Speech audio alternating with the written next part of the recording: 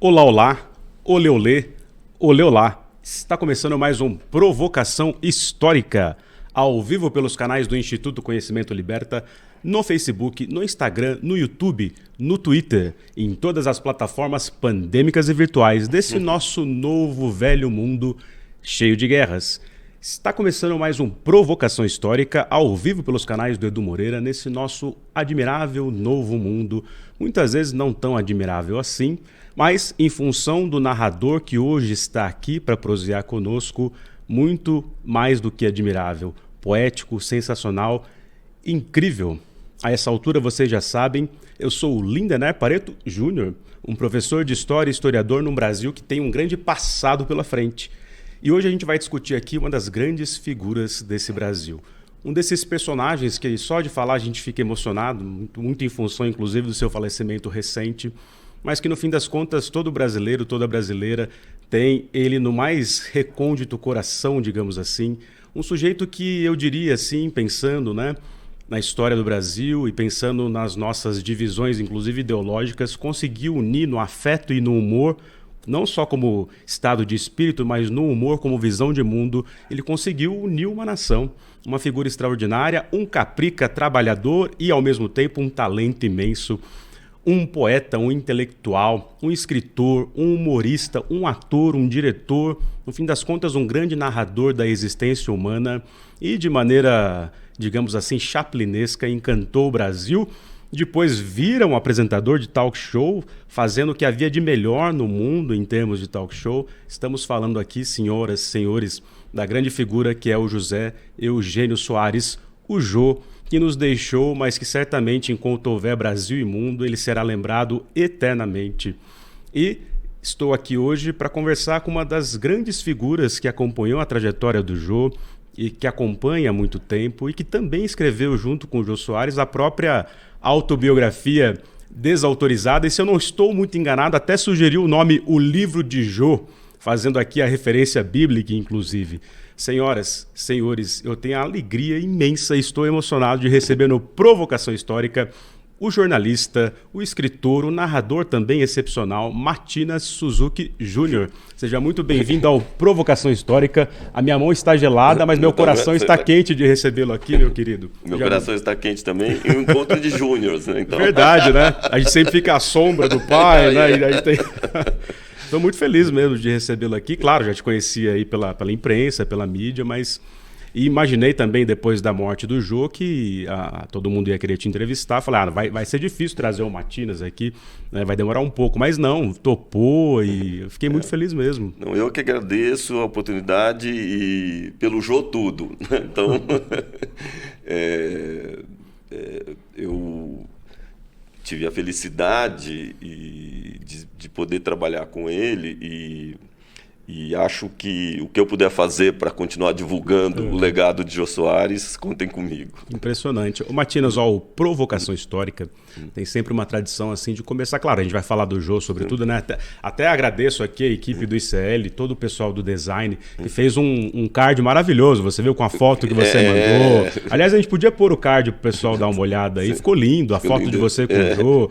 Aí a fotografia maravilhosa. Assim era o nosso trabalho, né? Com essas risadas constantes. Essa foto é de que ano, Matinas? Essa foto é de 2019, no show que a gente fez. A gente fez um show da biografia, né? O livro ao vivo, onde eu pegava passagens do livro e o Jô ia contando as histórias ao vivo. E eu perdi isso, foi em 19? Ah, que pena. Estava em Campinas. Foi início de 19. Né? E foi a última coisa que o Jô fez publicamente. Sim, né? Lindo. Enfim, o tempo todo Lindo, né?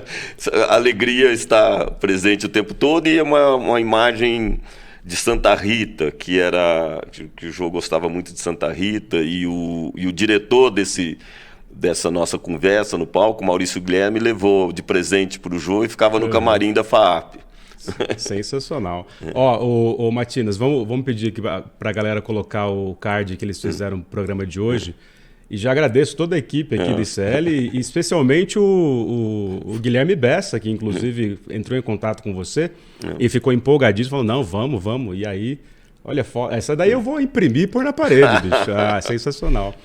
Muito obrigado pela divulgação toda. Lindo, ficou lindo. Matinas, ó, claro, a gente vai falar do Jô, das vidas do Jô, como a gente chamou, né? O livro de Jô.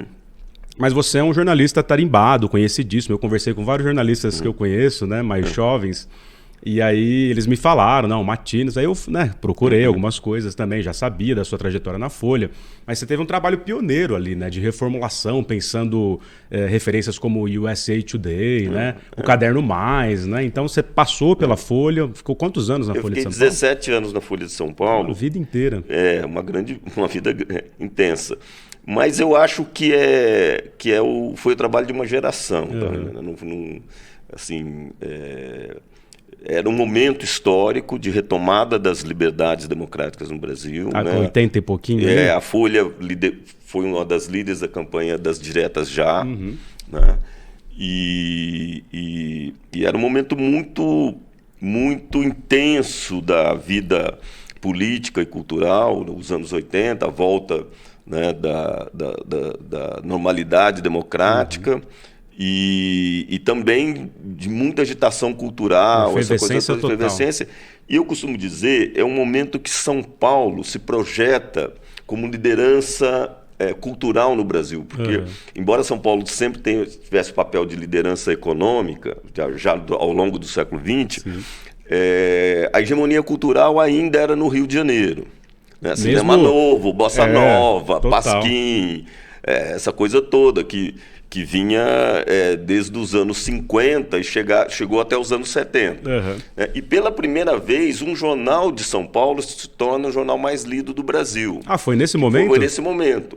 Porque até então a tradição era o Jornal do Brasil, essa coisa toda, a Tribuna de Imprensa, impressionante como demorou, né? Correio da Manhã, eram os jornais de referência. Né? E também havia São Paulo estava... se você começa... Quando a gente pensa em anos 80, o pessoal fala muito do rock dos anos 80, claro que foi importante, foi uma coisa de libertação da música brasileira, Brasília, né? Tal, São Paulo, Rio, mas é o ano, por exemplo, que na década de 80, aliás, dos anos da década de 80, você tem a W Brasil na publicidade, São Paulo se torna o centro com Fashion Week, o centro da moda no Brasil, é a época da gastronomia, São Paulo, os restaurantes de São Paulo começam... E até os dois partidos mais importantes, o PT e o PSDB, têm origem em São Paulo. Então é um momento em que São Paulo estava se projetando para o Brasil de uma maneira diferente. O final da ditadura e o começo da democracia projetou São Paulo por um papel no Brasil que não existia antes. E a Folha de São Paulo foi acompanhando esse movimento. Né? Então, por isso que eu digo, é um trabalho de uma geração, não é um trabalho só de algumas pessoas. Não, fascinante. Não. Baita aula de história aqui. Os historiadores, presta atenção, jornalistas também são muitos historiadores. Eu acho que falta essa história de São Paulo nos anos 1980. Eu fiquei pensando, assim que você falou, meu querido, São Paulo constrói a República, certo? Lá atrás, no final do século XIX. A elite campineira, os cafeicultores, Itu. E aí depois perde, digamos assim, esse espaço por conta da Revolução de 30, o Vargas e tal. E acho que, de fato, nunca recobrou esse lugar até os anos 80, né? Exatamente. Aí faz o Fernando Henrique presidente, faz o Lula presidente, né? E não só, eu estou citando isso, mas, por exemplo, a editora que eu trabalho agora, a Companhia das Letras, que mudou o livro no Brasil, modernizou a edição de livro, é dos anos 80. Né? Então, São Paulo se tornou meio um polo de inovação, de criatividade, de efervescência, essa coisa toda, e a Folha acompanhou esse momento. E também é o momento que o Jô Soares começa o talk show dele. Exato. Que muda tudo na televisão brasileira. Mudou a faixa do final da noite. A introdução do talk show do Jô Soares vão ser meio no SBT, no né? SBT, exatamente. E o SBT, naquele momento, também levou o Boris Casoy, que pela primeira vez, a gente começa a ter o conceito do âncora. Porque antigamente era só o narrador do noticiário. O Boris é o primeiro que era o âncora, o cara que também comentava as notícias. Fazia um editorial. Fazia, né? Não só dava as notícias. Então, isso foi em São Paulo, no SBT em São Paulo. Então foi... Tá lá o Matinas. O jovem... Essas coisas... Olha a elegância. Vocês não deveriam. Olha a elegância de Matinas. Essas coisas vocês não deveriam usar. Matinas, você fez graduação em jornalismo? Eu estudei na USP, estudei na Faculdade de Filosofia e também em jornalismo. Ah, você fez FEFELESH? FEFELESH e fiz jornalismo também na ECA. Na ECA. Ah, fascinante. Eu achava que era só jornalismo na ECA, mas você fez filô. Fiz filosofia também. Em 2002 eu entrei lá na história. Somos que legal. Da mesma Alma Mater Studiorum. Mas lá, no meu tempo, a Faculdade de Filosofia funcionava nos chamados barracos. Porque estavam construindo, Estavam construindo ainda o prédio, Ciências sociais e filosofia eram num lugar improvisado, né? Tanto é que eram chamados de barracos. E você chegou a ver as figuras da história lá também, que estavam começando, Nicolau Sevicento. Ah, sim, né? sim. E foi muito colaborador da Folha também. Nicolau. E tinha vinha também os franceses, né? O Foucault veio nesse período da aula no Brasil. O Lebrun, Gerard Lebrun. Tinham os pensadores e filósofos importantes vindo da curso na USP também, nos anos 70. E é a minha geração na ECA que faz a volta do movimento estudantil, 1975. Reconstruindo ali. Foi o ano do Herzog, né? O Herzog foi 74. 74. Então, mas 70 começa realmente a agitação, ali começa, mas o movimento estudantil para a rua, para fora da universidade, volta muito forte em 1975. Né? Você estava ali no... Eu era simpatizante de um grupo trotskista chamado Liberdade e Luta. A Libelu, clássico da esquerda brasileira. Sensacional. Aí vocês faziam um jornal, né? Uma publicação. Fizemos jornais, o Avesso, fizemos jornais de bem alternativos, e foi por aí que eu entrei no jornalismo. Foi pela porta do fundo, pela porta da esquerda. Eu diria aqui, senhoras e senhores, pela melhor porta, Matinas Suzuki Júnior entrou no jornalismo. Incrível. Tem tantas coisas e tal, você vai voltar aqui só para falar dessa parte da Libelu, mas vamos lá. Senhoras e senhores, estou aqui no Provocação Histórica com um convidado especialíssimo. Nunca imaginei eu, professor de História, de colégio, cursinho, professor agora da PUC Campinas há 10 anos. Um beijo pro pessoal da PUC Campinas. Aliás, hoje é dia do historiador, eu fiz lá um vídeo para eles também, né? E você, o Jô, de alguma maneira, ou de muitas, são também narradores que historiam, né? Portanto, um pouco historiadores, né? Era um pesquisador de apetite... Assim, o que ele diz no livro, né? Os livros de ficção, a parte que ele mais amava para fazer os livros de ficção, que todos tinham uma base histórica. Isso sempre achei fascinante. Era a pesquisa histórica. Era o que mais fascinava. Ele tinha muito mais prazer na pesquisa do que de escrever os livros. Ele adorava, né? E detalhes, né? O que é importante, assim, a roupa, a descrição da roupa, a descrição de uma faca, a descrição das armas do crime, tudo tinha que ter uma precisão histórica muito grande. Sensacional. Matinas, eu ouvi algumas entrevistas, né? E até para ficar aqui à altura do entrevistado. Imagina. E aí você conhecia o Jô já, né, lá dos anos 80, começo dos 90, mas foi depois de 94 que vocês ficaram mais próximos, né? Deixa eu me preparando para vir conversar com você. Fica tranquilo. Preparado. Não, vai no fluxo. Eu me lembrei o seguinte, deve ter sido no ano de 1969, porque 69. O Jô ainda estava na Record. Na TV Record ainda fazia a Família Trapo. Eu morava na minha cidade, onde eu nasci, Barretos, mas a minha avó morava em São Paulo, minha avó materna. E eu vinha passar férias aqui. E um dia eu estou na sacadinha da casa dela, na rua João Moura, e o Jô Soares passou de moto. Ele andava... adorava a moto. E eu lembro direitinho, calça vermelha, né, aquele cabelo encaracolado que ele tinha, meio ruivo e tal... imenso, cima de uma moto. Passou na rua João Moura, em frente à casa da minha avó, e eu estava na sacadinha olhando.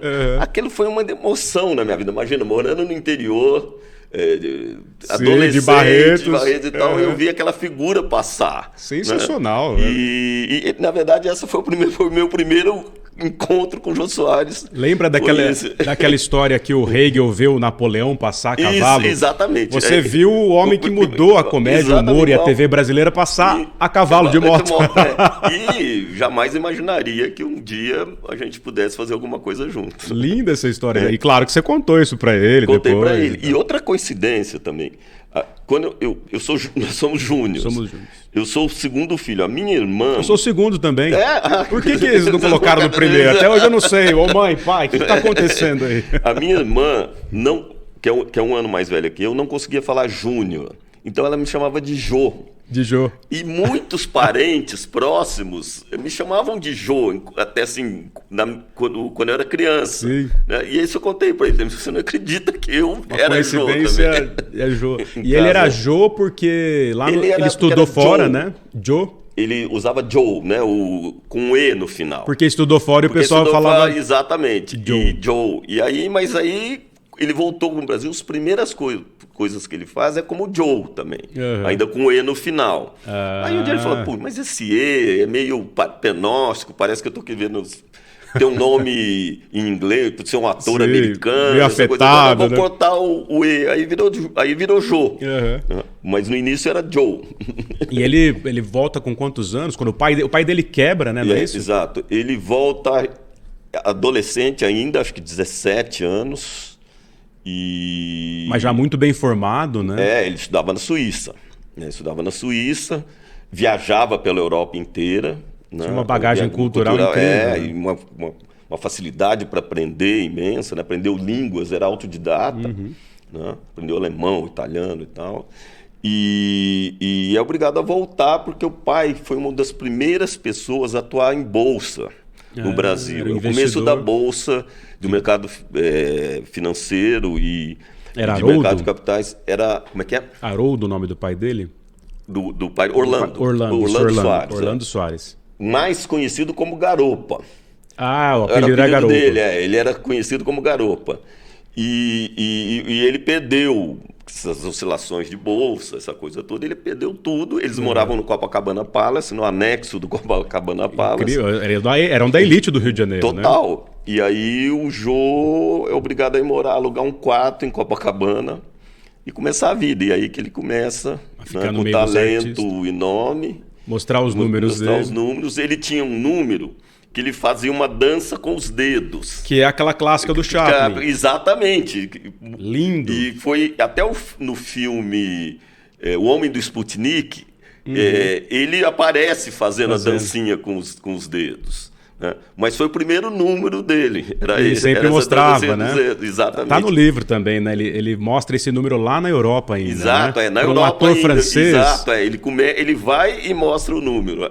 Aí o sujeito fala, você certamente vai ter que fazer teatro. Exatamente. E aí eu fiquei lembrando, isso, claro, não combinei nem nada, nem pensei agora, porque lembrei agora. Eu sempre dou muito Charlie Chaplin nas minhas disciplinas de história contemporânea na PUC. Que legal, que maravilha. E eu acho aquela figura fascinante, porque ele é um intérprete da tragédia da modernidade.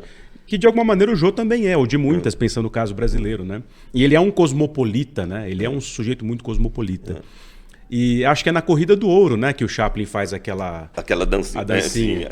De uma poesia maravilhosa. E aí eu falo, nossa, o Jô tinha essa referência. Incrível, lindo, né? De fazer chorar. Ele aprendeu muito também com o humor francês, que é um humor de mímica, sabe? Um humor de expressividade. E ele, dos anos que morou na Suíça, frequentava teatro muito. A mãe adorava, a mãe ia para a Europa. Que era uma figuraça, né? Dona Mercedes Mecha. Libertária, falava palavrão, contava piada as mais engraçadas. Diz o Jô que foi uma das primeiras mulheres a dirigir no Rio de Janeiro. E uma das mulheres que fumava em público. Era muito engraçada. Esse lado mais histriônico do Jô é da mãe. E os pais eram muito pouco moralistas, né? Muito pouco. Então o Jô cresceu uma liberdade muito grande. Isso é essencial, né? Cresceu num ambiente de liberdade muito grande. E tem um episódio lindo que foi pouco falado, que a mãe, a dona Meite, morreu atropelada por um táxi. Nossa. Isso em que ano? Agora não vou lembrar exatamente o ano, mas ela foi atropelada e muitos anos depois, o Jô pega um táxi no aeroporto Santos Dumont, no Rio, e o chofer de táxi era o chofer de táxi que tinha atropelado a mãe dele. Nossa! Isso eu aí o chofer falou para ele, você não imagina como isso é importante para mim. A minha vida inteira eu vivi para esse momento para te pedir desculpas. Meu Deus. Fui eu que atropelei a sua mãe. E o Jô, quer dizer, imediatamente desculpou e falou, não, o meu pai me contou que você socorreu, que você foi com ela pro hospital, que você fez tudo, e que foi um acidente. Sim. Foi um acidente. Estava chovendo, ela foi atravessar a rua, essa coisa toda. E aí o Jô pôde perdoar o chofer, que, imagina, ia morrer atormentado por aquilo, né? Foi um acidente, se não tivesse encontrado o Jô. Né? E ele foi muito generoso. Né? Foi um episódio muito bonito. Né? Muito. Ô Matinas, essa coisa do Jô, cosmopolita que anda de moto, até vamos pedir aqui pro pessoal colocar a foto do Jô na moto, que acho que eles acharam. Ele e a Flavinha, né? Linda a foto.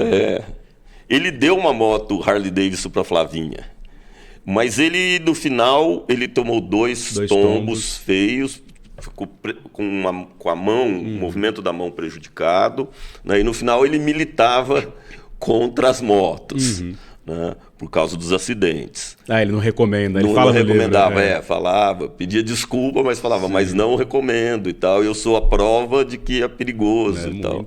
E sabe o que eu ia falar? Que esses acidentes, né, tal qual o da mãe dele, né, o chofer atropelando a mãe dele, são muito comuns. O Eurípides Simões de Paula, o nosso professor catedrático da FEFELESH, morreu atropelado na Consolação. Roland Barthes, né?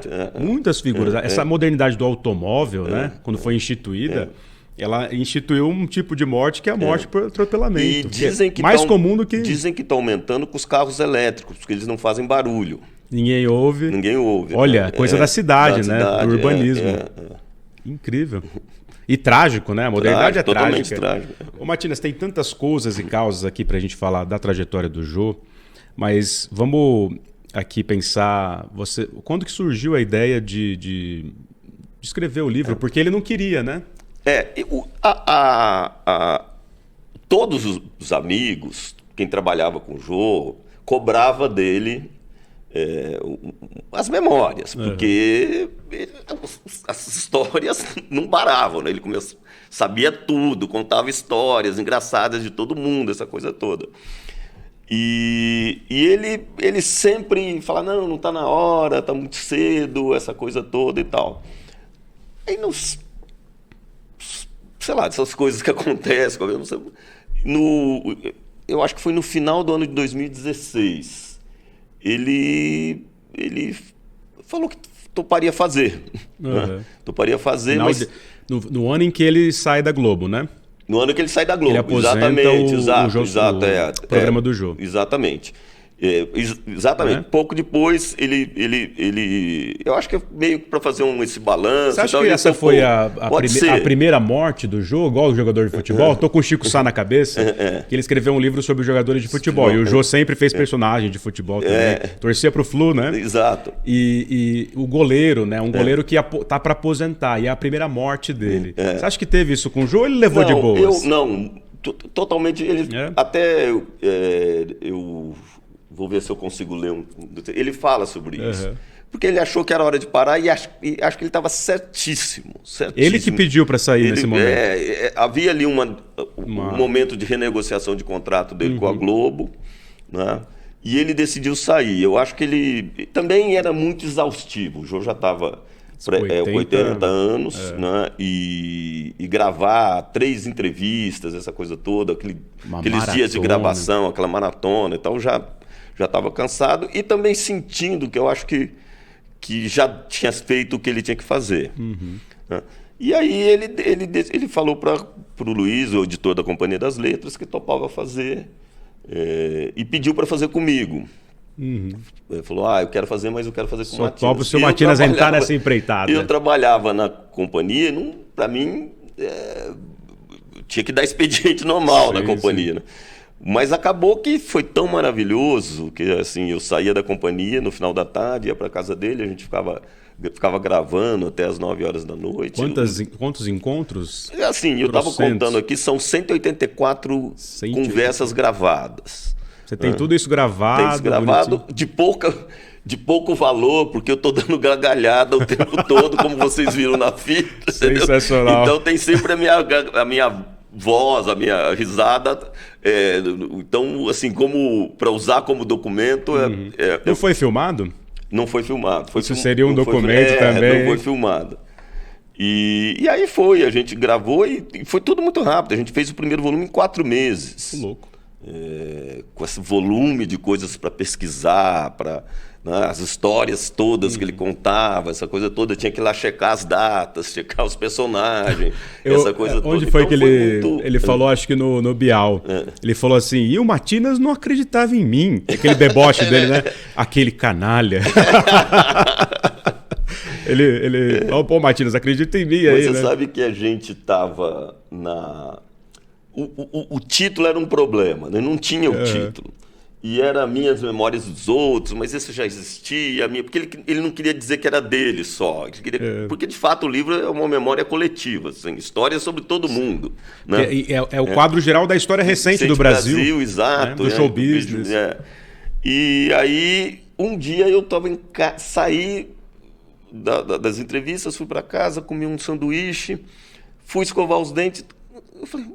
De frente com o espelho? Eu falei, mas tem um título óbvio, o livro de Jô. Né? O livro de Jô, sensacional. Então, e aí comemoramos. Você levou ele falou, nossa, parece que estava pronto, que a gente como a gente não pensou nisso antes. Incrível. E ficou o livro de Jô. Não, título felicíssimo. Eu lembro que quando saiu eu falei, nossa, que sacada, né? E aí ele que falou uma autobiografia desautorizada. É a censura, né? Censura, ele é completamente contra a censura. E então era desautorizado. E a gente começou a falar das redes sociais no começo, ele fazia uma piada também dizendo que ele era um influenciador analógico. Totalmente. Famoso influenciador analógico. Porque ele nunca entrou nas redes. Não entrou nas redes. E pensando nesse fluxo da consciência das redes, quando ele faleceu no dia 5 de agosto, né? As redes fizeram uma avalanche e você não via nada que levantasse qualquer tipo de crítica maldosa ao Jô, nada disso. Foi uma efervescência. E o que me impressionou, entre outras coisas, foi que uma das trending topics do Twitter era o Capitão Gay.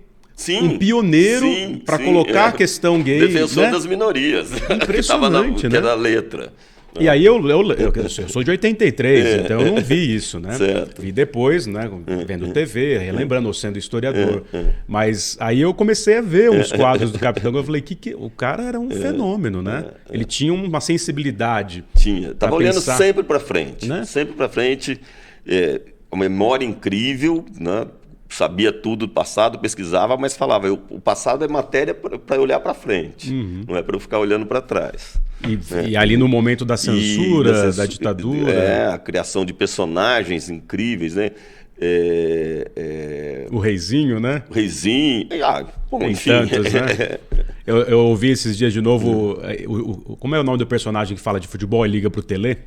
O Zé da Galera. Tele, põe o ponta, Tele. Tele. Tu tá cuspindo no prato que comeu. O Tele ficou muito chateado. Ficou na época? Muito chateado na época. Eu conversei com ele, Tele.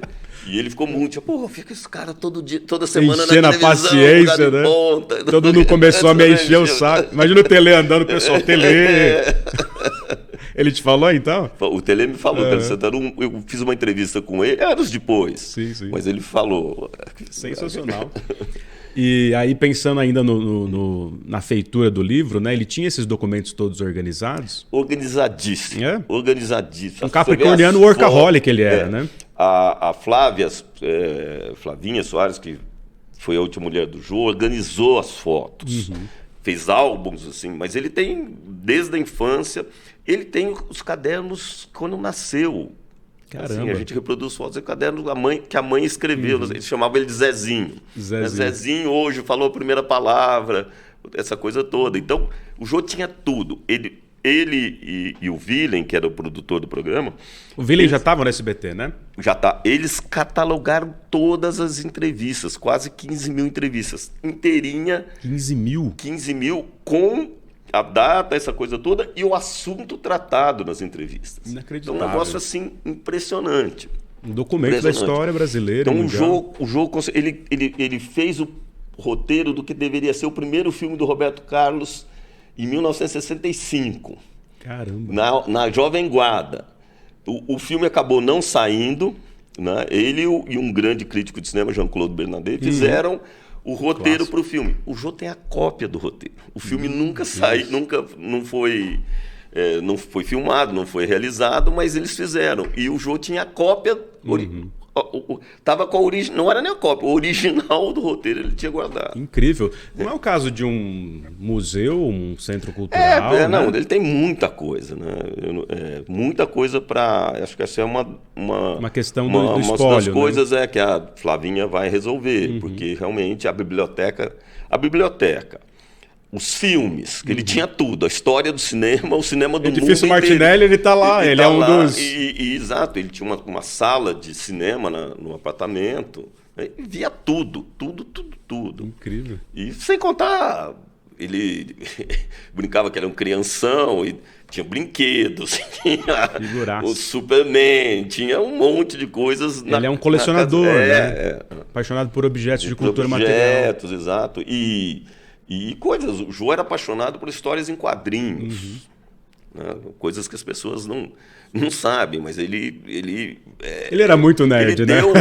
Totalmente nerd. Deu aulas nos anos 60 em São Paulo sobre histórias em quadrinhos. Pioneiro, então. Um dos pioneiros de se refletir e falar sobre história em quadrinhos. A biblioteca era espetacular. Ele tinha coisas muito... revistas francesas...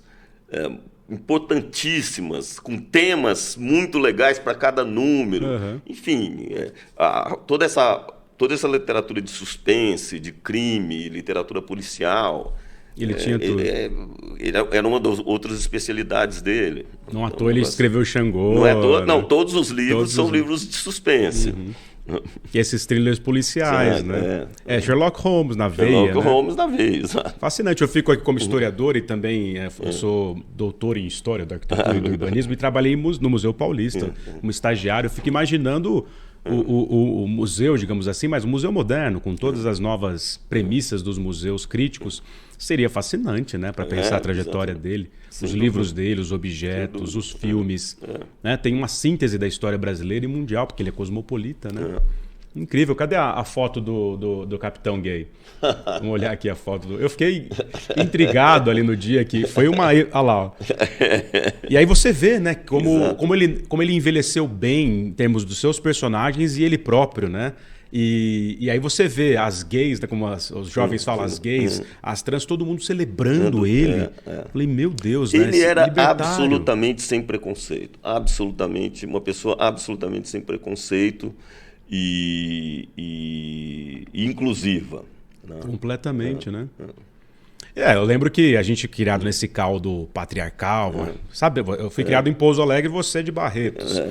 E aí eu lembro que eu sempre fui fascinado pelo programa do Jô, antes do Jô Soares 11h30, mesmo pequeno, meus pais também, mas todo mundo ficava falando, né? O Jô, meus tios, né? O patriarcado de sempre, né? O Jô é gay, etc. Sempre teve essa...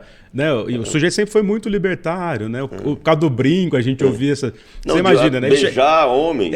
Ele chegava em todos os lares sendo assim, aí todo mundo, mesmo que falasse, via uma figura ali transcendente, né? Absolutamente sem preconceito, sem moralismo, né? Uma visão livre, né? Olhava o mundo com os olhos livres, né? E usou o humor para isso, né? O humor não é um estado de espírito para ele, é uma visão de mundo profunda, né? Que precisa existir para melhorar a humanidade, né? Ele falava isso. Sem dúvida, exato. Se corrige o mundo. Corrige o mundo. O humor corrige o mundo. Isso é lindo. Quando eu li também nos trechos do livro, meu Deus, que coisa linda. Matias, eu costumo dizer que o Jô viveu para repartir o pão da alegria. Fazer o povo sorrir. E o pão eu uso no sentido de alimento mesmo. O humor era um alimento. Sim. Não era só um estado, era um alimento. Um alimento. Então ele vivia para isso, para repartir o pão da alegria. Acho que é o Wittgenstein que tem essa expressão, né, que o humor não é um estado de espírito apenas, é uma visão de mundo. E o Jô sintetiza isso brilhantemente, né? E é engraçado que, claro, eu conheci o Jô como telespectador dele, não perdia um programa do Jô. Eu era o nerdinho da família e minha alegria era chegar da escola ou depois do cursinho, né, ou da faculdade e assistir as entrevistas que ele fazia, né? E aí ele sempre generoso. O pessoal até brincava, o Jô não deixa o pessoal falar, que sempre deixou falar. Sabe que tem todo o ritual do talk show, né? Exatamente. Mas aquilo... Você sabe que a Folha de São Paulo cronometrou e provou que não era verdade, que ele falava mais. Aí, ó, ainda bem que eu comentei. Eles fizeram, cronometraram. E tem uma questão, porque é a seguinte, o talk show não é um programa de entrevistas. Né? Então, o Jô fala mais que entrevista. Talk show não é um programa de entrevistas. E não é... ele é um show. É um show.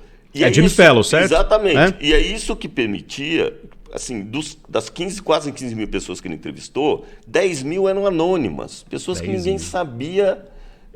que ele deu 10 voz. mil é meu cálculo, porque era muito...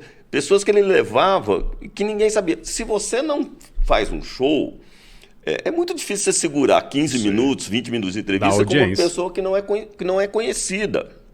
Né? Você tem que mostrar, é seu papel mostrar para as pessoas o interesse que aquele entrevistado ou aquela pessoa que está ali naquele sofá tem. E para isso tem que ter a habilidade do talk show, de segurar. Né? Então, não é uma coisa fácil. Não, trivial. É dificílimo. Você me perguntou, né? Mas você trabalhava já com comunicação? Eu falei, não, sou um professor. Claro, comunico, né? Mas não assim na mídia, né? Dessas mídias alternativas. É dificílimo. E grande parte você olha lá, você entra no YouTube e fala as entrevistas mais engraçadas do Jô. Grande parte delas são com pessoas que ninguém sabia que existiam. Figuraças do Brasil. Figuraças do Brasil. Que graças à fórmula do talk show e do Jô ter uma abertura e ter conversa com todo mundo. Ele é um intelectual mediador, né? Ele tinha abertura para conversar com todo mundo sobre qualquer assunto. Capitão do povo. Então é isso que sustentou e fez o sucesso do programa. Não são só as celebridades. Ayrton Senna, Pelé, claro, Roberto Carlos, que é lindo. Roberto Carlos cantando para ele Amigos, os dois chorando. Nessas últimas... Da última vez e tal. Revi de uma generosidade do Roberto Carlos imensa, né? De ter topado ir no último programa e cantado Amigo e os dois chorando, essa coisa toda. Eu chorei de nem criancinha também. Mas o programa do Jô era feito em grande parte por pessoas desconhecidas. Sim. E ele sabia mediar, sabia se colocar, além de ser erudito, né? Então todo mundo chegava assim e já falava, eu tenho que saber o que eu vou falar para esse cara aqui. E sobretudo tinha curiosidade. É um curioso. Curiosidade. Né? Generoso com o outro, né? E aí ele... eu sempre fiquei curioso com isso, porque ele era um amante do jazz, faz lá o sexteto, né? Teve um programa na Rádio Eldorado, nos anos 80, chamado Jô Soares Jam Session, que era espetacular. Espetacular. Foi da passagem dos anos 80 para os anos 90. Eu acho que durou uns 4 anos. Ao mesmo tempo que o Jô Soares 11h30. Exatamente. Todo dia, na Rádio Eldorado, acho que era 6 da tarde. Chamava-se Jô Soares Jam Session. Só jazz. Dedicado ao jazz. Manjava Aliás,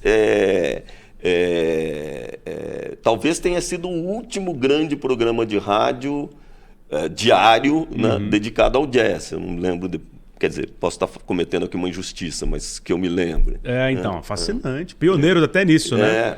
Que figura. E ele vai para os States e observa o pessoal lá, ou ele já tinha tudo isso na cabeça quando ele pensa o Jô Soares 11h30?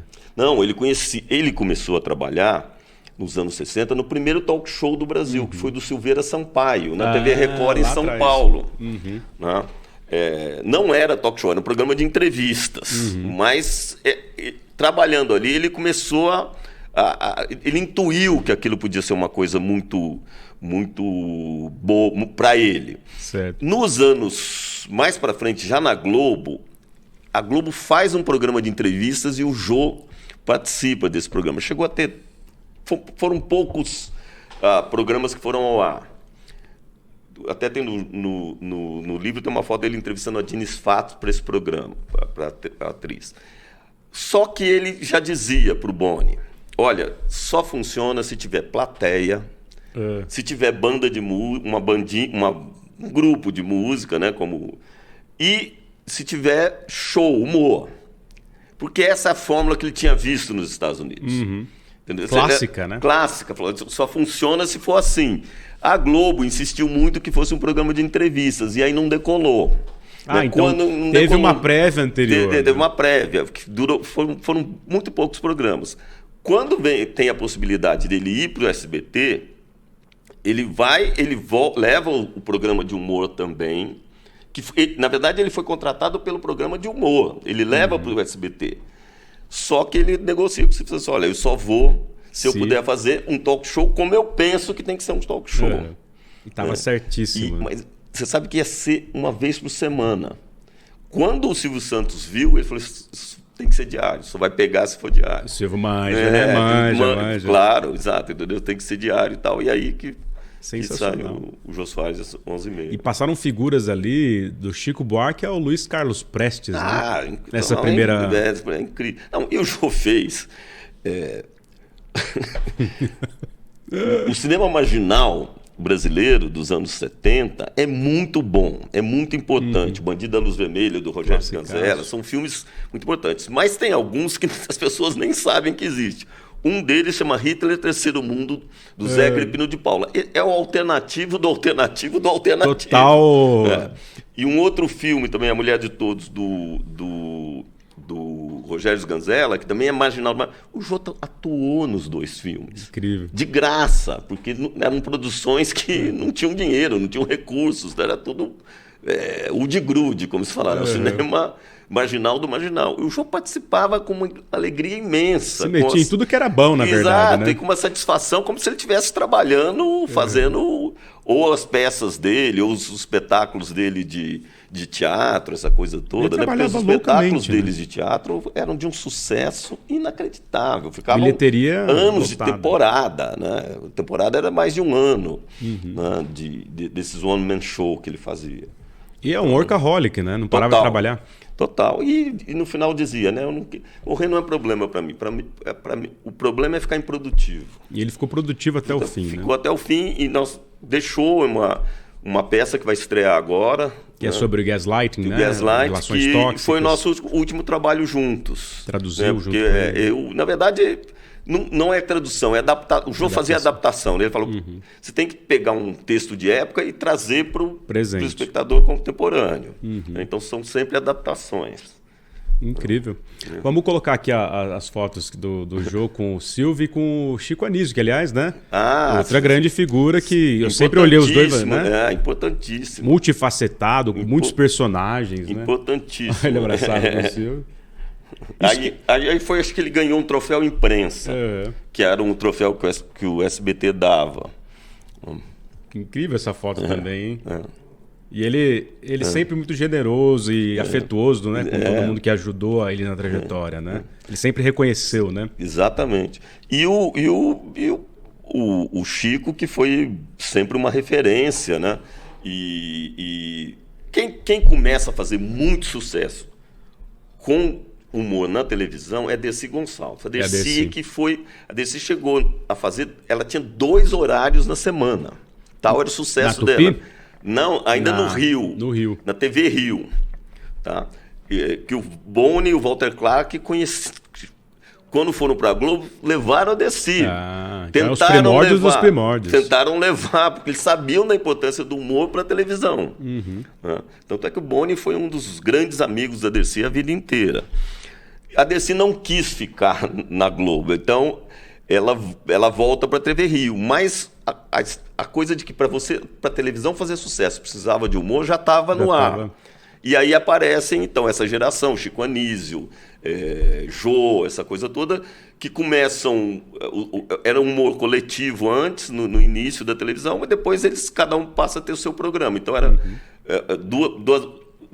na grade da Globo tinha o dia do Jô e o dia do Chico. Impressionante, né? E, nossa, eles são... Sabe o que eu estava pensando, Matinas? Essa questão me marcou muito o Jô ter no último impeachment, né? O golpe de Estado, de várias formas, mas enfim, o Jô se posicionou, né? Aí o pessoal ficou estranhando, alguns, eu lembro, mas ele sempre se posicionou, Ele né? sempre, não, e ele teve um episódio que eu acho de uma violência incrível que picharam na frente da casa dele. Morra Jô Soares. Por quê? Porque ele entrevistou a Dilma. Sim. Ele foi a Brasília entrevista corajosíssima. Exatamente. No momento... Eu entrevistei todos os presidentes, não vou entrevistar a Dilma. Sim, claro. Mas você não questionou, não ficou... Falando, minha função não é questionar, Exato, minha função ele não está lá para detratar, né? Exatamente, eu não sou... Né, contestador, não sou, eu vou lá para fazer como eu fiz com todos. Né? O Lula ele fez 13 vezes. 13 vezes. E essa mais emblemática é a do dedo, né? Que o Lula fala, eu tive que arrumar uma estratégia. Não, e o Lula depois ligou e falou, eu vou ser presidente. Depois de uma entrevista. Ele falou, por quê? Porque nós contamos aqui, foi a 13ª entrevista e 13 é o meu número. Agora eu vou ganhar. Mas ele entrevistou Fernando Henrique, entrevistou... Entrevistou todo mundo, né? Todo mundo que interessava, né? Inclusive o povo. E agora, essa coisa de... É uma violência, né? Você abrir a janela da sua casa e ver olhar e tá morra. E aí não, é a história como farsa, né? Porque, se eu não estou muito enganado, lá na ditadura, nos anos 60... escreveram com tinta vermelha o comando de caça aos comunistas, perseguiu ele, né? Na casa dele, né? Na casa dele, aqui na Brigadeiro Luiz Antônio. E picharam a estátua de vermelho. E ele ficou com tanto medo, é um episódio também... Ele ficou com tanto medo, ele é casado com a Tereza ainda, Tereza Austrégésimo, que eles colocaram os livros de esquerda... E até alguns que não era de esquerda, o vermelho e o negro do Stendhal, mas só de ter a palavra vermelho... Sim, já estava... E colocaram em 2 malas e jogaram no lago do Ibirapuera. Para se livrar, porque... Se pegassem, podiam, né? Então, e ele disse que o pavor foram de noite e que as malas não afundavam. Então, isso está no livro também, essa parte está no livro, né? Que as malas não afundavam. E ele num pânico total, porque tinham ido à casa dele, o comando de caça aos comunistas, e pichado, né? A casa. Terror, né? O Jô viveu, então, 2 vezes, né? Isso. Exato. E ele e a Terezinha deram abrigo para o Mário Chamber, que é um dos maiores físicos do mundo, cotado para o Prêmio Nobel de Física. Uma espécie de continuador do Einstein, né? Exatamente, que era do Partido Comunista. E o Juca de Oliveira, que era muito amigo do Jô, que era do Partido Comunista, pediu para o Jô. Falou, Jô, a gente precisa esconder o professor Mário Chamber, que era um grande crítico de artes também, o Mário Chamber, um importante crítico de artes. Porque invadiram a casa dele, invadiram, queimaram os livros dele, iam torturar fizeram ele, né, uma coisa e tal. Nós precisamos, e ele ficou morando 1 mês na casa do Jô, escondido. Virou amigo da Terezinha. Então você vê, o Jô foi capaz de atos de coragem. Sim, que é naquele momento você esconder alguém. Claro, e não é qualquer figura, exato, né? Esconder alguém que estava sendo procurado, né, certamente o Mário seria torturado ou mesmo assassinado. Ia ser acusado de cúmplice, de coisas desse tipo. Incrível, que coragem. Eu estava pensando aqui, Matinas, entre tantas outras coisas e causas, o Jô não se furtou de falar, né, contra um outro capitão que não é nada libertário. Vamos colocar aqui a imagem dos textos do Jô, aí, ó. Carta aberta ao ilustríssimo senhor presidente. Devo confessar que também já fui alvo de chacota, humorista e escritor. E aí ele já nem precisava mais, já estava consagradíssimo, né? Mas ele vai lá e enfrenta. As últimas colaborações dele para a imprensa, ele mandou para a Folha, foram textos muito críticos ao momento político, né, e ao Bolsonaro. E aí que ele fala sempre levando por humor, né? Sempre com a coisa de... Claro. Que são os melhores, são os melhores, né? E em função disso, pensando nesse Jô engajado politicamente, porque arte e política se misturam o tempo todo, né? Para aqueles que se dizem neutrões. Mas, claro, acho que não há nada... Desde 2016, quando ele sai do programa do Jô, quando acaba, o Roberto Carlos e eles dois ali chorando, né? Não há nada parecido com o Jô em termos de presença, de múltiplos talentos. Agora, tem uma figura que eu acho que é o do Vivier que lembra um pouco, né? Mas, claro, por outras vias e tal, que faz um humor político muito interessante, né? De uma outra forma, mas... Não, e o Jô sabia que muda o mundo, muda o humor, muda a maneira de fazer humor. Quer dizer, a fórmula, né?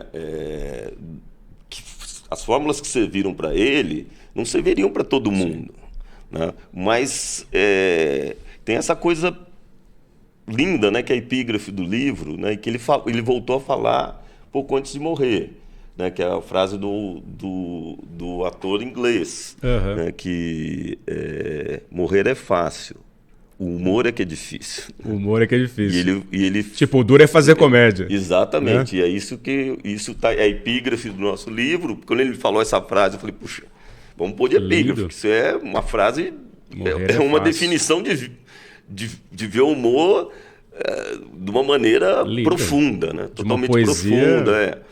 E a Flavinha falou que ele repetiu essa frase pouco antes de morrer. No fim. Ele faleceu no hospital, né? Mesmo? Ele foi para casa, pediu para casa, que ele queria ver, que ele queria ver filmes, ficar ali e tal. Então não foi na cama do hospital. Não foi na cama do hospital, nossa, ainda bem, como ele queria, né? E essa frase, dizer essa frase, né? No leito de morte, vou repetir essa frase. Né? E ele falou para Flavinha. Morrer é fácil, difícil é o humor, difícil é a comédia. Difícil é a comédia. Morreu lindamente, né? Que coisa impressionante. Só tava ele e a Flavinha lá, né? E ele contava uma história também muito boa, mais porque eles tiveram um apartamento em Nova York, ele e a Flavinha, e o grande ator inglês, ator de shakespeariano, o Kenneth Branagh, tinha um apartamento no mesmo andar. E um dia eles sobem de elevadores juntos. E aí o Jô vai falando, eu sou do Brasil, fiz isso do Shakespeare, fiz não sei o quê, mas eu sou um comediante, papapá. O Jô fez uma montagem do Ricardo III espetacular, que ele traduziu e dirigiu. Aí quando eles chegaram no andar, o Jô falou, você primeiro, né? Pro Kenneth Branagh. Aí o Kenneth Branagh virou para ele e falou assim, não, você primeiro. A comédia sempre vem antes da tragédia. Dois gênios ali, né? A comédia sempre antes da tragédia. Impressionante. E no fim das contas, no finalzinho também ele fez isso, né? A comédia veio antes. A comédia é o que... esse é o retrato do Jô. Né? Porque eu costumo dizer, você... Tem grandes humoristas que são humoristas profissionais, na hora que estão trabalhando. Né? Você tira... O cara é outra coisa. Uma pessoa normal, é tímido, não é. O Jô não. O Jô era sempre a alegria fora integral, com as pessoas que trabalhavam com ele, com as pessoas que chegavam na casa dele, com as... Não era nervosinho, não era grosso, nada? Não, era intenso. Tinha os seus momentos de ira, claro. Como todo mundo tem, essa coisa toda. Mas a pauta da vida era o humor. Tava sempre rindo, sempre tiradas. Sempre dividindo a alegria. Sempre dividindo a alegria. E sempre muito carinhoso, né? Muito. Eu dizia... Muito carinhoso e dando oportunidade para muita gente, né? A quantidade de... a gente fazendo as entrevistas do lançamento do livro. Aí, assim, o Jô tinha 2 andares. Assim, ele morava em 2 apartamentos. Tipo um duplex, né? Mas o de baixo, que é onde está essa mesa, era o estúdio de trabalho dele. E essa mesa é uma mesa grande, ela tinha uma importância muito grande para o Jô, porque é ali que começava a leitura das peças. E a técnica de trabalho dele era... reunir os atores em torno dessa mesa, né? Ele lia a peça inteira como ele queria que cada ator fizesse, né? Rigoroso. Rigoroso. Depois ele lia trecho por trecho para o ator, dizendo, olha, o seu trecho, as palavras importantes são essa, tá lá. E aí eles começavam a leitura, iam lendo. Ele disse assim, quando o ator começava a se levantar para ler a parte dele, eu falei, tá na hora de ir pro palco. Porque quando o pessoal empolgava de ver. Falou, a coisa vem daí, entendeu? Então, manjava muito, né? Enquanto o ator não começasse a sentir a necessidade de se expressar corporeamente também, não só ler, né? Não era o momento de ir pro palco ainda. E o palco era do lado ali, tinha um piano de cauda, era um apartamento muito grande e ele fazia o palco do lado dessa mesa. Lindo, olha lá. Então você estava ali vivendo todos esses momentos lindos para lembrar do Roberto Carlos, bicho. Isso foram as entrevistas de lançamento do livro, do primeiro volume. Foi de 17, né? Foi de 17. 2017. O segundo saiu em 18. Sabe o que eu ia falar aquela hora? Sobre esse afeto dele, né? Esses últimos áudios que ele mandou para os amigos, para você. E ele falando beijos, beijos, beijos, beijos, beijos do gordo, mais beijos, né? E aí, é duro ter que falar desse sujeito ao mesmo tempo que falar do grande Jô Soares, mas o capitão do Planalto, não o capitão gay, claro que o ressentido capitão do Planalto, né? Inclusive em questões da sexualidade, mas enfim, da pseudo-virilidade, né? Ele postou uma homenagem. Ele não fez isso com nenhum dos artistas. Claro, talvez agora mais acuado, porque está perdendo nas pesquisas, está sendo achincalhado por todo mundo que entende o que ele está fazendo, né? Mas ele colocou uma homenagem lá, né? É tosca, mal escrita, porque aquele pessoal lá nem sabe fazer essas coisas. Mas enfim, né? Aí eu pensei o seguinte, a despeito disso, o Jô tem um tipo de afeto com o seu humor, com sua inteligência, com sua irreverência, né? Com sua figura, inclusive, grande, digamos assim, generosa, que é um afeto que restaura alguma coisa muito perdida nesse Brasil, né? Não que lá atrás houve, mas enfim, perdido no sentido do bolsonarismo mesmo, né? Então, você tem... Que é o Bolsonaro rasgou os circuitos de afeto entre nós, inclusive familiares. E o Jô, de alguma forma, sempre tentou restaurar isso, né? Ou o seu humor apontava como restaurar esse afeto, né? É antifascista. O Jô, seu humor é antifascista. Você é um ponto importantíssimo. Eu convivi com o Jô em situações que você via muita popularidade dele, né? Mas o que aconteceu com a repercussão da morte dele, justamente nisso, nesse resgate de um país que ele ajudava a ficar mais bonito, mais interessante, mais inteligente, mais bem-humorado, mais afetivo.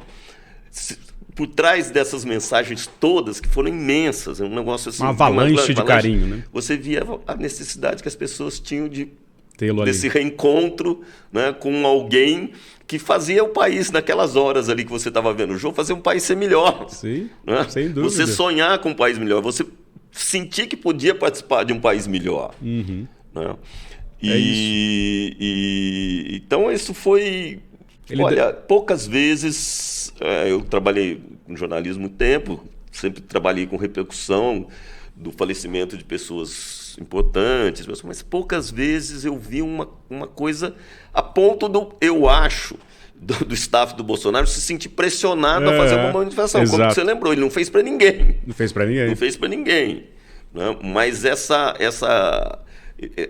espécie de solidariedade nacional que o Jô criou, né, que a notícia da morte dele criou, acho que obrigou até a turma lá a falar, olha, até o Bolsonaro vai ter que falar. Vai ter que falar alguma coisa para... senão, isso, o Jô teceu os filhos do humor, né? Sei lá, acho que todo mundo que vê Porchat, Tata Werneck e essas figuras... O Porchat começou no programa dele. O próprio Sexteto. Quem não ria com Bira, gente? Exato. Que ria de qualquer coisa, às vezes as mais não engraçadas, ele começava a rir sem parar, né? Nossa, e parecia que o Jô fazia o Sexteto ser também da nossa casa, do nosso afeto, a nossa intimidade, né? Acho que, sei lá, de alguma forma, se eu fui fazer história, gostar de letras, história, isso tem a ver com o programa dele, não tenho dúvidas disso. Que bom, tenho dúvidas. Legal. Tem uma outra imagem... E assim, o Homem que Matou Getúlio Vargas, né, um dos clássicos. Espetacular, a pesquisa histórica ali, ele tinha paixão pela figura do Dutra. O Jô tinha umas paixões, por exemplo, Papa. Papa era uma coisa que ele adorava. Então é que ele fala isso, eu não quero nada no meu enterro, mas quero 300 bispos.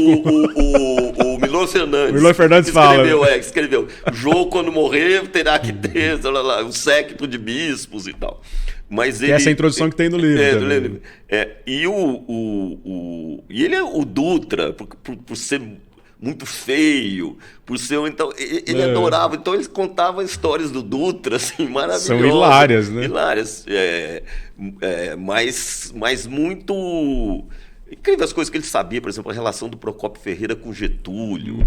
Então, quando tem a tentativa de invasão do Palácio das Laranjeiras, né? Aquela noite da tentativa que os integralistas tentaram... Sim, 37 ali. Tentaram invadir essa coisa toda. Ele conta, o Procópio juntou todas as vedetes do teatro de revista, encheu, pagou táxi para todo mundo e foi fazer na porta do palácio uma solidariedade ao Getúlio. Ele, de madrugada,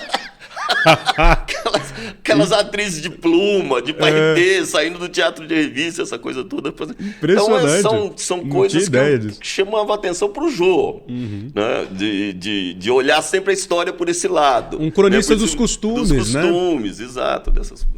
Coisa linda, coisa fina. Ô, Matinas, vamos ver essas fotos A voz de minha alma me diz aqui. Às vezes você está falando comigo aqui, eu ouço a voz de minha alma. Olha lá, ó. Elegantes. O que é essa história da cruzada de perna, que ele não tinha noção de espaço, direita e esquerda? Ele falava isso, não, né? Ele fazia muito piada com isso, de direita e esquerda, que ele não sabia direito o que era, mas era tudo sempre brincadeira. Pra sacanear, né? Sacanear. Ele fala, não, então... Esse é o nosso... o livro ao vivo, né? E vocês... Conversando. Na verdade, era eu entrevistando, mas era difícil, porque cada dia ele contava uma história diferente. De um jeito diferente. Né? E aí ele ia lembrando de outras e tal, e eu perdi o roteiro. Você tinha que ir no fluxo dele. Ele entrava numa história, eu puxava outra, essa coisa toda, e o roteiro ia embora. Né? Eu tinha que segui-lo, né? Tentar... Era uma leitura que você ia conduzir. Ele lia ou ele só contava? Não, só contava. Só contava. Eu falava, você encontrou uma história, sei lá, você começou a fazer a família Trapo e tal com o Zelone. Aí ele emendava uma história com o Zelone, ele emendava uma história com o pessoal da família Trapo.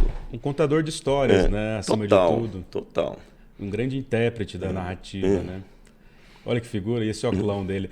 Ele fala essas coisas, né? Todo artista naturalmente é um exibido e vaidoso, né? Ele era bastante vaidoso, mas não de um jeito arrogante. Né? Ele conseguia combinar essa coisa de ser uma pessoa muito vaidosa, de ser uma pessoa muito exibida, como ele falava sempre.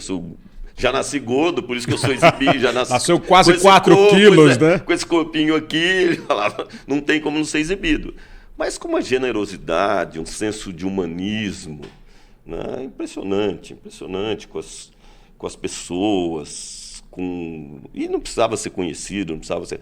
A quantidade de pessoas que eu conheço no jornalismo, de televisão, de rádio e escrito, que o Jô não conhecia, que ele pegava o telefone, lia um artigo, gostava, descobria o telefone, várias vezes ele me ligava, Matinas, me arruma o telefone de fulano, você conhece Ciclano, você tem o telefone, você consegue o telefone, para ligar e para fazer um elogio.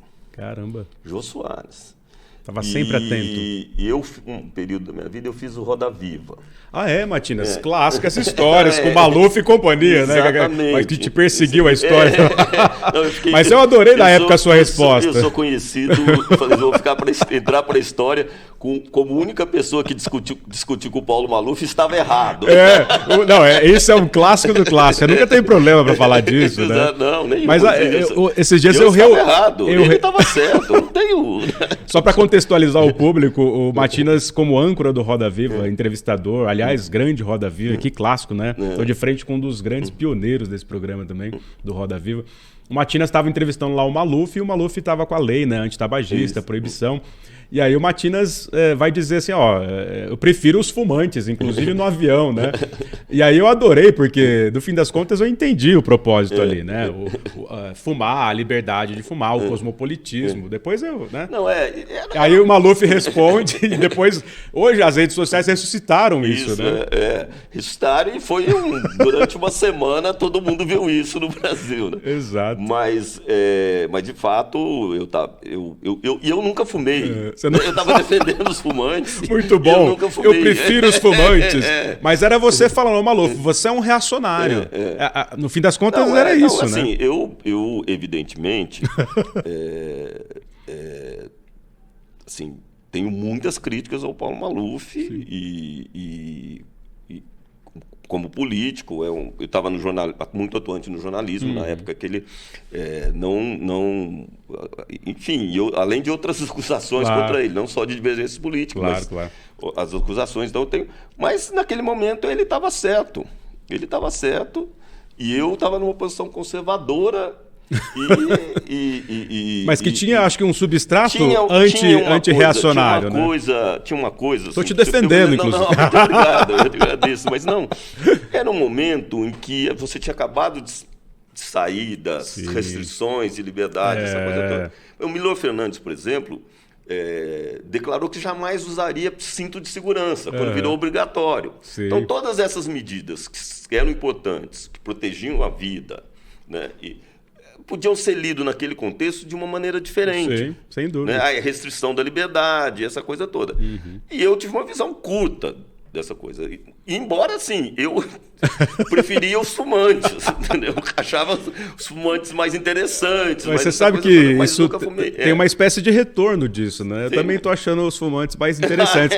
Inclusive, minha mãe fumante a vida inteira. Ela sempre foi, inclusive, uma autodidata.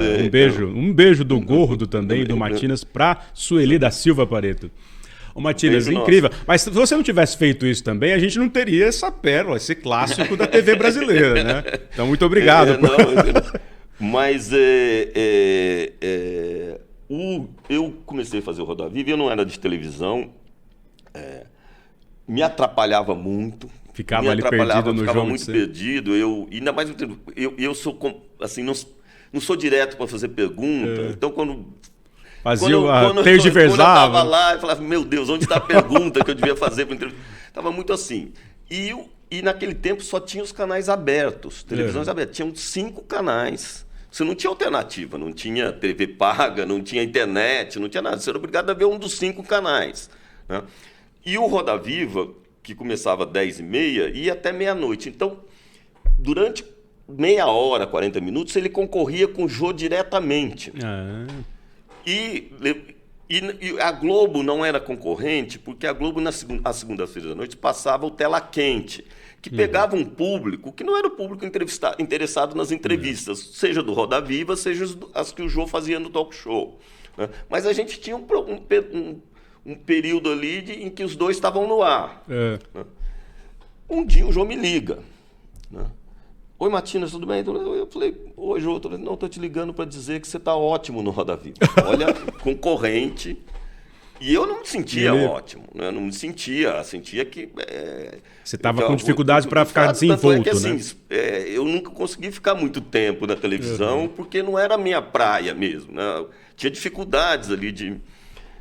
Eu falei, João, imagina, na hora de ler eu erro, na hora não sei o quê, eu não sei fazer pergunta, eu me perco, essa coisa toda. Ele falou assim, Matinas, televisão, ou você tem um anjo, ou você não tem um anjo. E você tem um anjo. Então, sabe, tirou a questão de técnica, de impostação, de postura, de como fazer pergunta. Não, você tem um anjo, ou você não tem um anjo. Ou você tem um anjo, ou você tem um anjo. Então, você vê... Eu era concorrente, eu estava começando. Incrível. Totalmente insatisfeito com a minha atuação na televisão. Eu costumo dizer que a minha contribuição para melhorar a qualidade da televisão brasileira foi sair dela. Então, o que aconteceu comigo, eu conto isso, não para mim dizer que eu era bom na televisão, que eu não era mesmo. Né? Mas... para ver esse tipo de atitude que o Jô tinha com muita gente. Não foi só comigo, com muita gente. É apenas um exemplo. Isso eu dou muito valor, assim, é impressionante. Porque a gente sabe que... Parece clichê, né? A hora do clichê histórico aqui. Mas, em geral, as pessoas não são generosas. Sabe? As pessoas que você... Mesmo as mais próximas da gente, elas não costumam fazer isso. Por N motivos, né? Às vezes as pessoas nem têm o anjo, nem têm perfil também, digamos, para fazer isso. Mas, em geral, não são, não. Eu sempre reparo nessas coisas, porque eu tento ser o máximo que eu posso para falar das pessoas que me ajudaram na trajetória. Olha lá ele, ó. Olha que beleza.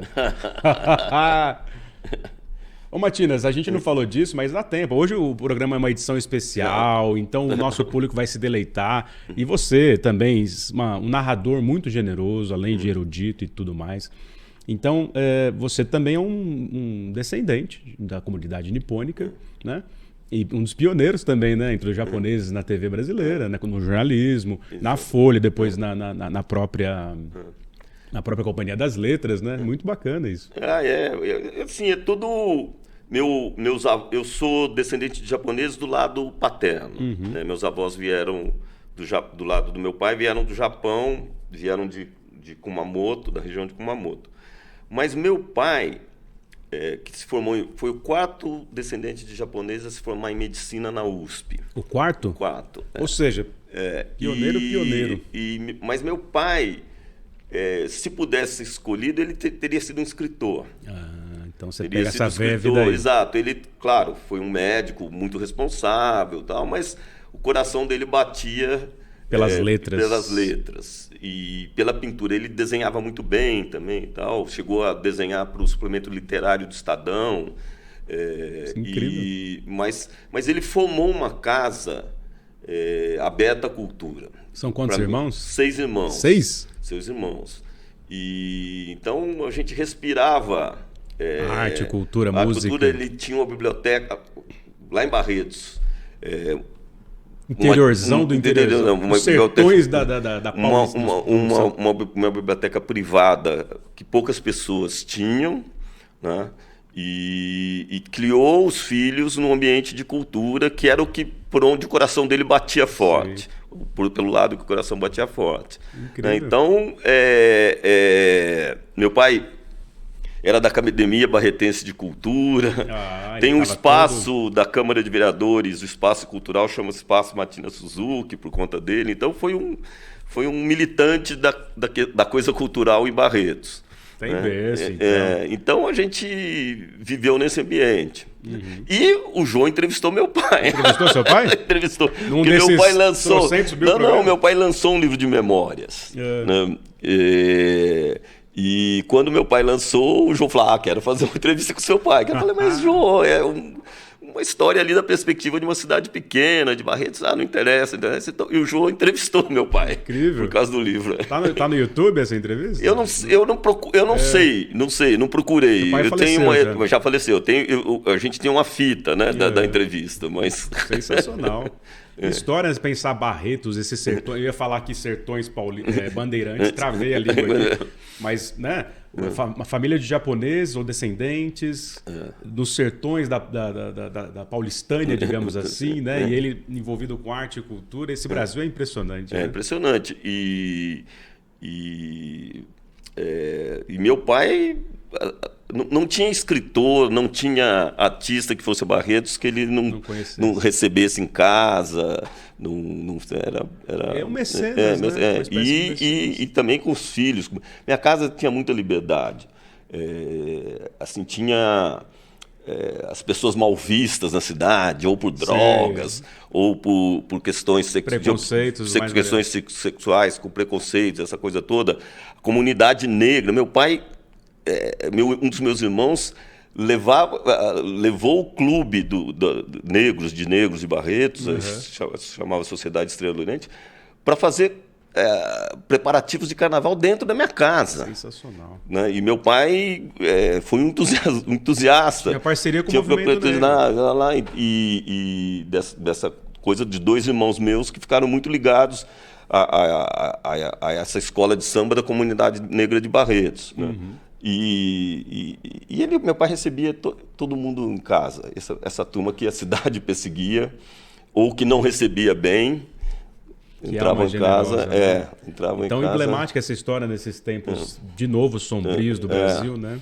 Exatamente. Que exemplo, que exemplo. E no interior, né? E também minha mãe foi uma figura muito importante, porque houve uma experiência no Brasil muito importante, você como historiador, em São Paulo, aliás, no estado de São Paulo, chamados escolas vocacionais. O ginásio vocacional, depois virou colégio vocacional. Era uma experiência revolucionária dentro do ensino público estadual, coordenado por uma mulher brilhante chamada Maria Nilde Marcelani, que fez um colégio de vanguarda, né, nos anos 60. Esse colégio tinha em 5 cidades, né, que tiveram os vocacionais: São Paulo, Rio Claro, Batatais, Barretos, São Paulo, Rio Claro, Batatais, Barretos e Americana. Por que Barretos?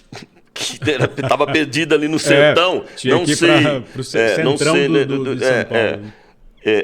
A minha mãe abraçou esse projeto como um projeto da vida dela. Incrível.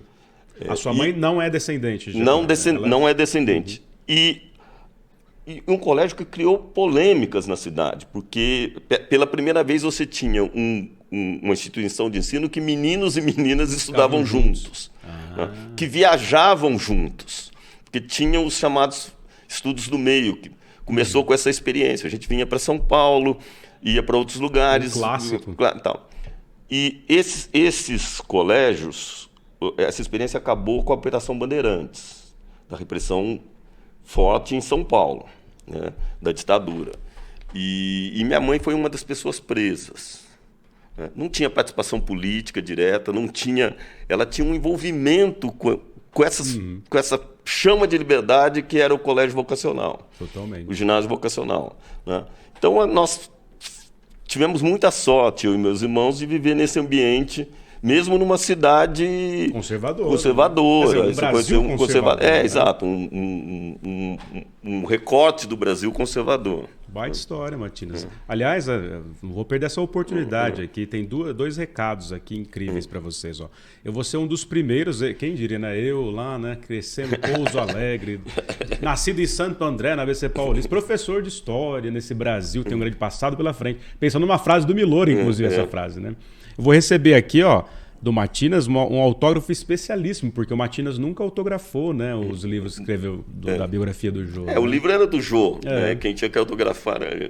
Mas olha, através de você receber aqui o seu autógrafo e o do Jô de tabela, vai uma das coisas mais bonitas da minha vida. Saiba disso. Saibam disso aqui no Dia do Historiador, inclusive, da historiadora. Tô aqui emocionadinho, jovens. Mas ó, temos aqui ainda um tempo, porque é uma edição extra e especialíssima. Ô Matinas, o Eduardo Moreira, o Janones, o ICL, né, o Instituto Conhecimento Liberta, lançou uma carta. Então a voz de minha alma me diz aqui, a gente vai mostrar essa carta, mas ainda não é o fim do programa, porque o Matinas vai ler um troço lindo para vocês daqui a pouco, que vai ser o fim do programa. Mas bota aqui a carta do povo, eu quero ver o Matinas ver esse vídeo bonito aqui do povo falando, né, também pela democracia, a favor da democracia, construindo a democracia. Imagine uma carta escrita por quase 20 mil pessoas. Uma mensagem representando brasileiros e brasileiras de todos os estados. Pessoas desconhecidas do grande público, mas que carregam este país no coração e nas costas todos os dias. Pessoas que precisam ser ouvidas, se quisermos um dia viver num país democrático. Sou Dilsa Mondardo, professora aposentada. Meu nome é João Luiz Lima e eu sou intérprete de português e inglês. Eu sou Lázaro Araújo, eu também me chamo Lázaro Guarani Caiová, em homenagem às nações indígenas deste Brasil. Democracia, para mim, é proteger a floresta amazônica, é demarcar as terras indígenas, é combater a grilagem. Educação para todas as pessoas, independente de cor, credo, religião. Democracia pra mim é comer, que eu não tô tendo. Eu moro na rua com meu filho, eu queria arrumar o meu aluguel. Acolhimento à diversidade. É poder reconhecer as minorias. Saúde, educação, emprego. A liberdade de expressão. É o instrumento que permite ao povo a conquista da cidadania. Onde está a voz que clama no deserto? Onde está a voz que protege o oprimido? Onde está a voz que pede por justiça? Onde está a voz para quem não tem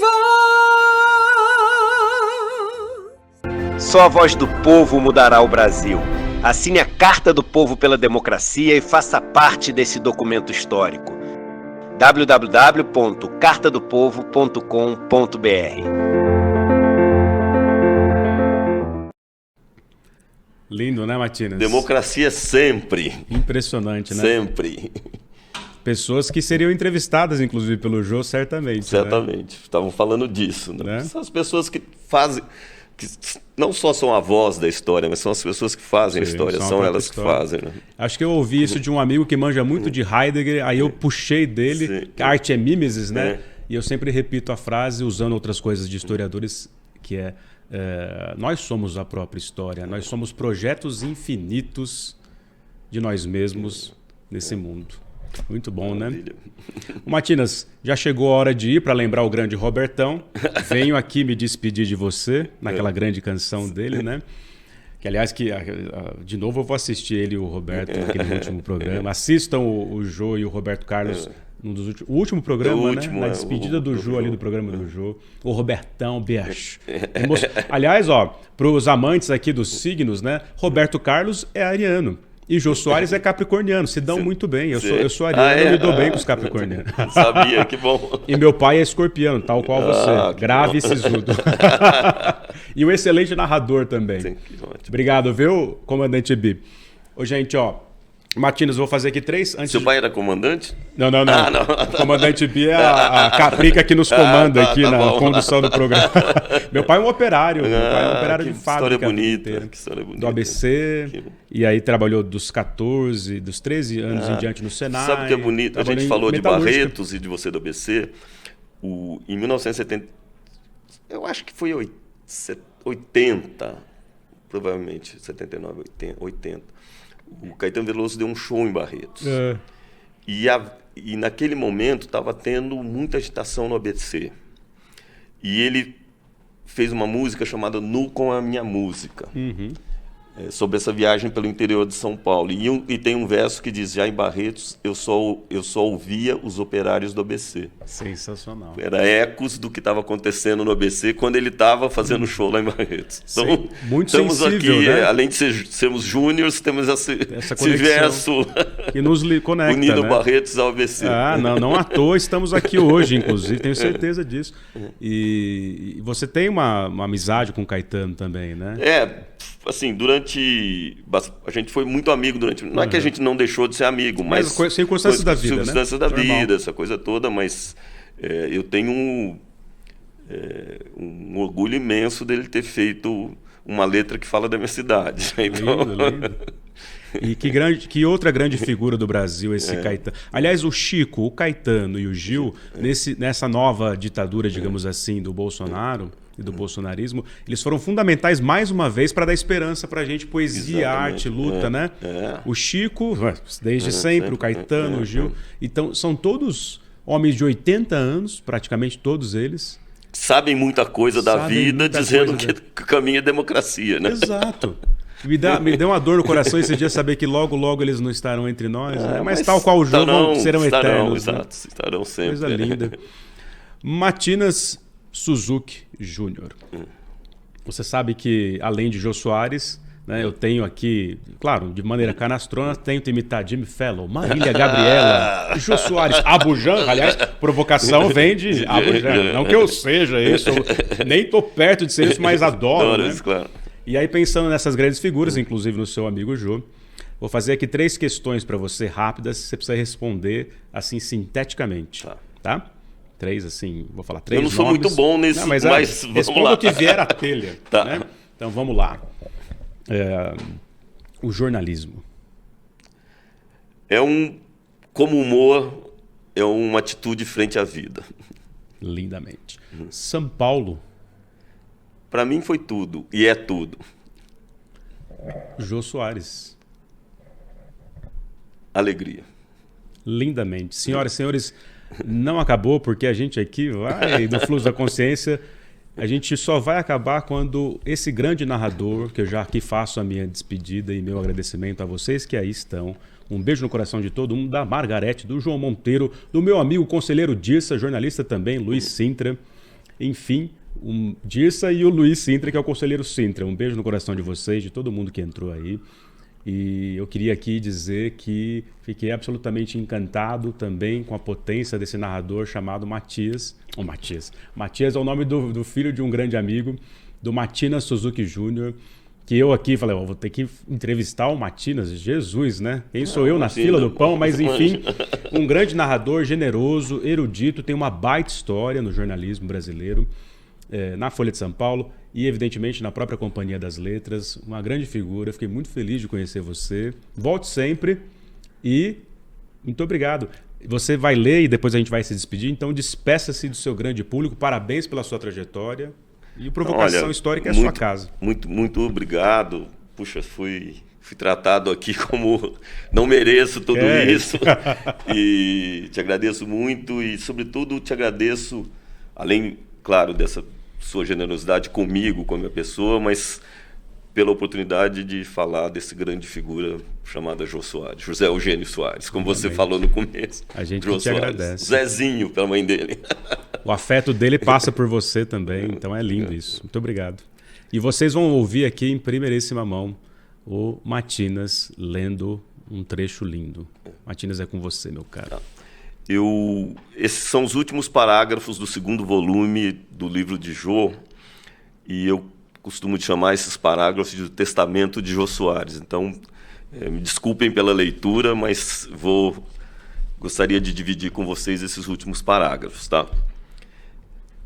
Foram 60 anos de vida profissional, 28 anos de entrevistas, 14.426 conversas, cerca de 1.300 dias de programa de humor na TV, 300 personagens, 43 anos fazendo one-man shows, dirigi 24 peças de teatro e atuei em 11. Foram 10 filmes como ator e 1 como diretor, 8 exposições como pintor, 1 show como músico e cantor, 15 programas de televisão como redator, 9 livros contando com esse.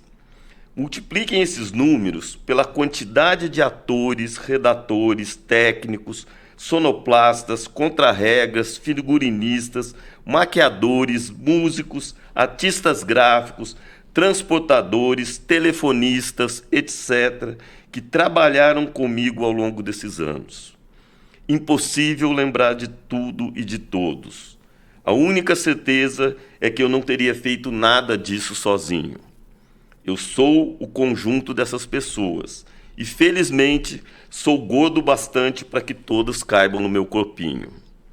Se você tem o privilégio de poder parar quando sentir a sua missão cumprida em algum setor, pare. Sempre haverá outras coisas para fazer. Encho a boca para dizer isto. Não houve um momento da minha vida em que eu fiz alguma coisa da qual me envergonhasse. Todas as minhas conquistas foram com a minha cabecinha, com o esforço do meu trabalho e a ajuda de muita gente boa. Nunca quis morar fora do Brasil. Eu não seria capaz de criar nada longe daqui.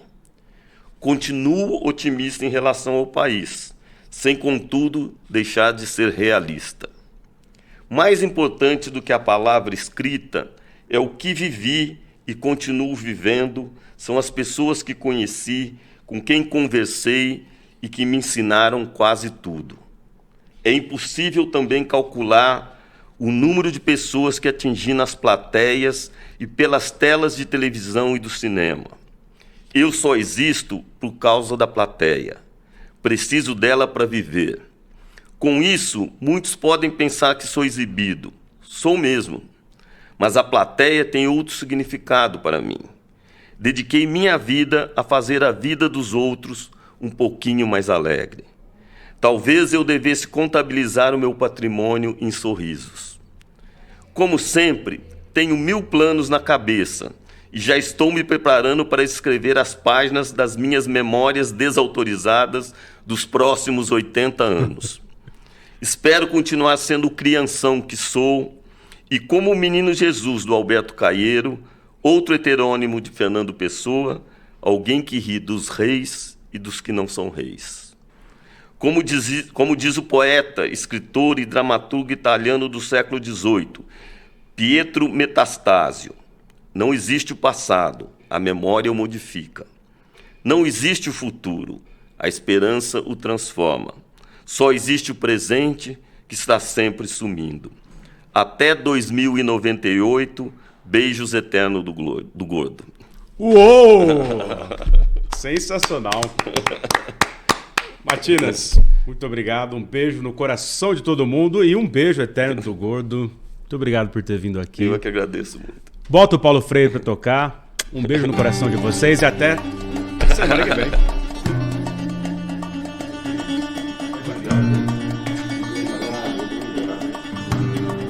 Obrigado pela oportunidade de